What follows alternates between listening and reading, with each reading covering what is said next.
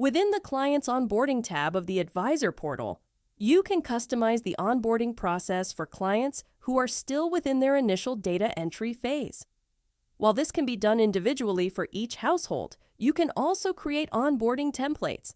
These templates allow you to save a particular onboarding layout and quickly and easily apply that layout to one or more clients going forward. To create an onboarding template, navigate to the Advisor portal, Templates, Onboarding tab. Once here, click the blue New Template button in the upper left to create a new template.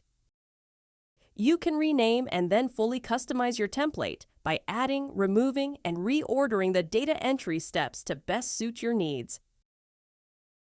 You can also choose to utilize the blueprint template type to change the visuals and design of the initial data entry to match those found in the blueprint module. After completing your template, be sure to click the blue Save button in the lower right to lock in your selections.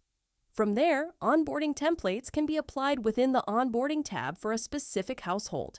This is an additional tab that is only available for clients who are still within the initial data entry phase. Use the Select Onboarding Template dropdown to choose your desired template, and then click Save in the lower right. Upon next opening that plan, the initial data entry template will update to reflect your changes.